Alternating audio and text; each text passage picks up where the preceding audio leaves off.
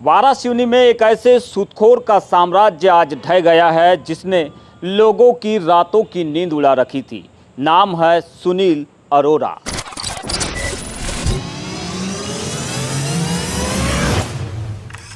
मदद के नाम पर इस शख्स ने कई लोगों को ब्याज के ऐसे दलदल में धकेला कि सूदखोरी के इस खेल में करोड़ों वसूल लिए।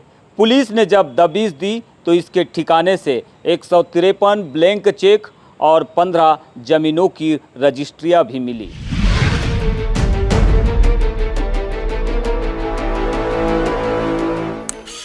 आखिर कैसे चलता था अरोरा का यह सूदखोरी का ट्रैप और कौन कौन हुए इसके शिकार, देखिए बीजीटी मीडिया की यह विशेष रिपोर्ट।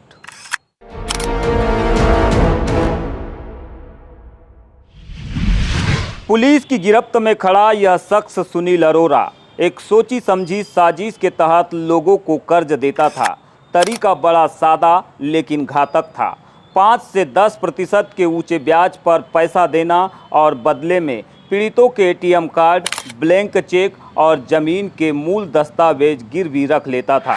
कुछ दिनों से हम लोग को लगातार इस प्रकार की सूचना प्राप्त हो रही थी कि वारासिवनी थाना क्षेत्र में कुछ एक गैंग के रूप में ऑपरेट करते हैं कुछ लोग, जो कि ब्याज के नाम पर लोगों को, खासकर गरीबों को और शासकीय कर्मचारियों को, जो छोटे शासकीय कर्मचारी हैं उनको ब्याज पे पैसा देते हैं और फिर ब्याज की इतनी ज़्यादा राशि उनसे वसूलते हैं कि एक तरह का सूदखोरी का रैकेट सा चला रहे हैं। पुलिस ने अरोरा के पास से 153 ब्लैंक चेक, 15 जमीन की रजिस्ट्रियां, 15 ऋण पुस्तिकाएं और 22 कोरे स्टाम्प पेपर जब्त किए हैं।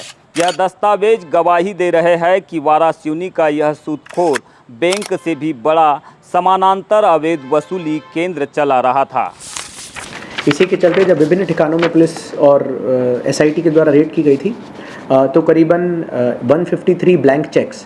इनका मोडस इस प्रकार का था कि जो भी व्यक्ति इनसे ऋण में पैसे लेता था, अधिकतर लोगों को पैसा कैश के माध्यम से दिया जाता था जिससे कि कोई मनी ट्रेल ना बने। उस व्यक्ति से ब्लैंक चेक लिए जाते थे। कोशिश ये की जाती थी कि 1 से 2 ब्लैंक चेक लिए जाएं और परिवार के अन्य लोगों के ब्लैंक चेक लिए जाएं। मतलब यदि पति ब्याज पे पैसा ले रहा है तो उसका और उसकी पत्नी का भी लिया जा सके। खासकर ये इसलिए कि जब कभी पैसे की ब्याज की राशि ज़्यादा हो जाए और वसूल नहीं पाए तो पत्नी के नाम के चेक को अगर कोर्ट में लगाए तो कोई भी व्यक्ति स्वाभाविक है कि उसको बड़ा घबराहट होगी, डर रहेगा कि हमारे घर की एक महिला के संबंध में कोर्ट में प्रकरण चला है और जिससे कि वो ब्याज की जो राशि है वो अवैध राशि को वसूला जा सके।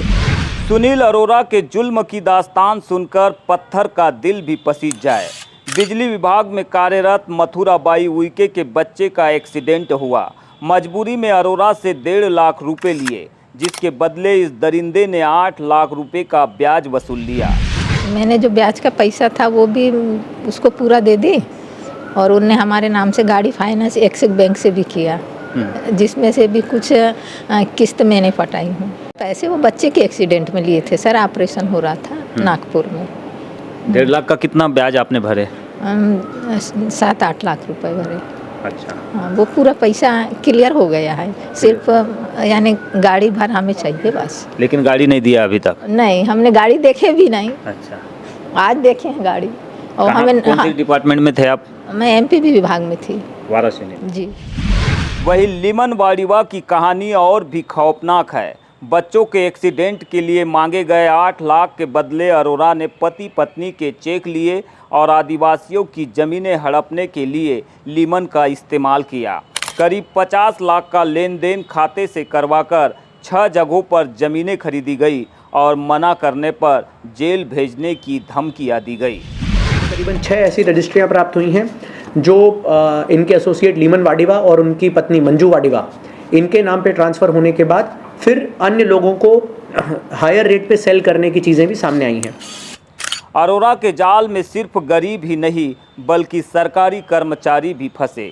शिक्षक विलास कुमार बिसेन ने एक करीबी के कहने पर अरोरा से महज 30,000 रुपये ब्याज पर लिए थे, लेकिन धीरे धीरे यह रकम और शर्तों का जाल ऐसा बुना गया कि शिक्षक का जीवन प्रताड़ना का पर्याय बन गया।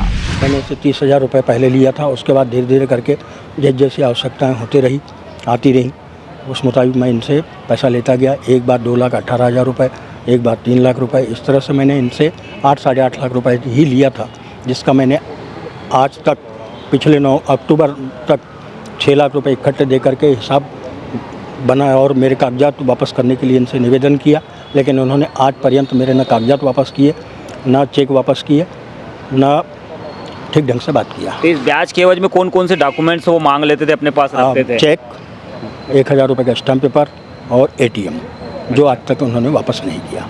तो चेक लगातार ये ATM से पैसे निकालते रहे और इनके जो चिर परिचित या इनके जो प्रिय हुआ करते थे उनको ATM दे दिया करते थे।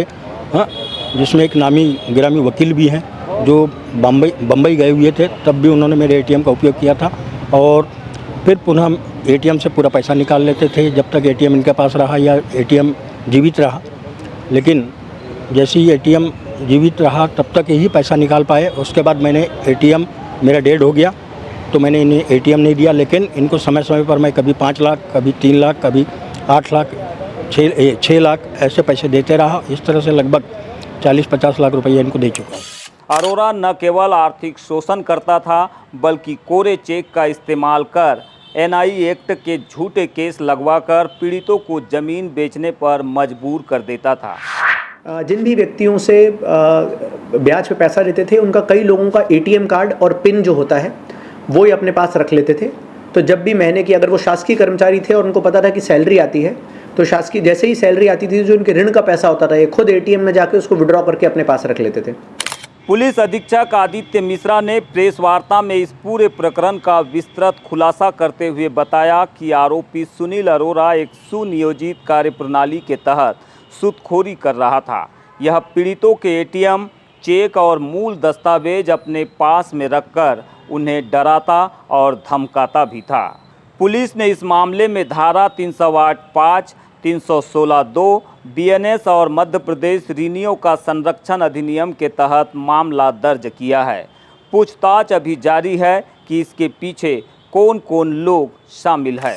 क्या राजस्व विभाग के साथ मिलकर इन संपत्तियों की भी जांच कराई जाएगी? बिल्कुल इसमें अभी तक जो हमने इनकी रजिस्टर्ड संपत्ति है उसकी रेवेन्यू विभाग से भी जानकारी निकाली है। तो करीबन 5 संपत्तियां जो हैं, जिसमें एक छिंदवाड़ा में एक संपत्ति है, 3-4 संपत्ति जो इनकी पैतृक संपत्ति भी है, वारा गांव में इनकी 1-2 संपत्ति कृषि भूमि संपत्ति पता चली है। प्लस जो मैंने आपको बताया एसोसिएट्स, क्योंकि खुद के नाम पे नहीं है पर जैसे लीमन वाडिवा हैं या मंजू वाडिवा हैं या उनके अन्य रिश्तेदार हैं, उनके नामों पे कुछ संपत्तियां हैं करीबन 3-4 जो अभी ट्रांसफ़र नहीं हो पाई हैं। इन्होंने खरीदी खुद से थी कि इसको ट्रांसफ़र करा पाएंगे नॉन ट्राइबल्स के लिए, पर वो ट्रांसफ़र नहीं हो पाई हैं, उन पे रोक लगा दी गई है। और हमने रजिस्ट्रार को भी लेटर लिख के इसमें इन्वॉल्व किया है और साथ ही साथ हमने इनकम टैक्स डिपार्टमेंट को भी ये सारी जानकारी मुहैया कराई है।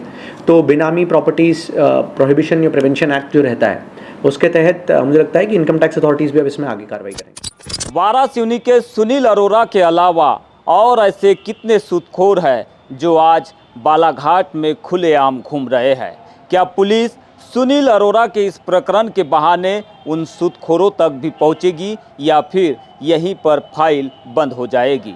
फिलहाल इस केस पर हमारी नज़र सतत बनी रहेगी। कैमरा पर्सन कमल कोडले के साथ BGT मीडिया के लिए मैं यमलेश।